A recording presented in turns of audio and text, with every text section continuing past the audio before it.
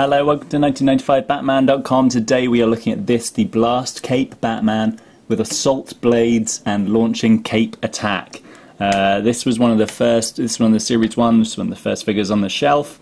Interesting kind of black design, obviously in the Panther suit, but kind of black design with these kind of red kind of highlights, almost look like kind of muscles or something. Really interesting. And then obviously the cape is attached to this. Now this is really interesting because whereas the animated series you had a lot of kind of basic Batman figures and you just put a backpack on them, this one they've actually integrated the, well, to spoil it, the missile backpack into the figure, so that he doesn't really have a backpack as such. The cape itself is kind of this yellowy kind of thing, and these grey bits come off. I'll show that in a sec. So what essentially you do, the switches here, these two bits on the belt, if you push them kind of forward, what you do is essentially kind of like bend him over and just pull these down, and it fires his cape. Whoa! It fires his cape off. It's better when he's like lying down or something, because otherwise it just sort of, it's a bit of a tricky one to do. There you go.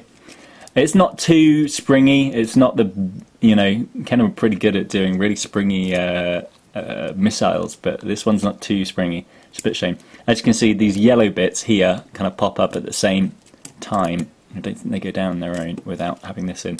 So this is the back of the cape.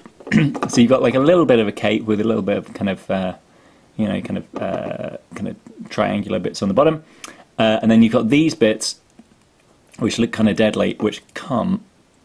Just pull and twist and shake. They come off, which gives Batman a nice knife weapon to, you know, slash the Riddler or whoever in the face. So you got two there. Get this one out as well. It's very, very tight. Oh, right. There you go.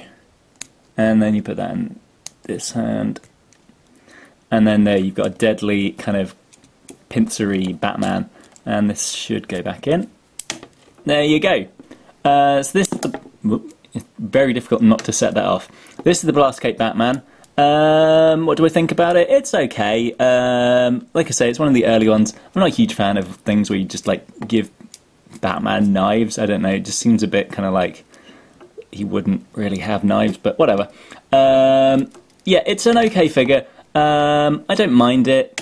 You know, the look of it's kind of cool. I do like the fact that they've put the backpack into the figure. That's a really smart kind of thing. There's just, I don't know, I just think I wanted like a little bit more from the figure that you don't really get. I don't know, something a bit more kind of fun maybe before it fired the missile out. I don't know, maybe it came out and then fired off.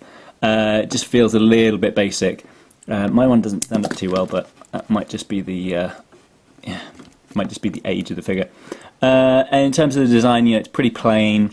You know, just black with kind of just the yellowy belt and just these red bits. I don't know. I think they could have just done a little bit more of an interesting design there. But I don't mind it. It's okay. It's probably somewhere in the middle for me. This one's pretty easy to come by on eBay. You should be able to find it pretty easy.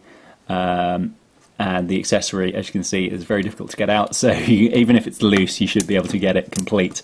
Yeah, this is okay. This is somewhere in the middle for me. It's an okay figure. I don't mind it, but it's not kind of one of the best.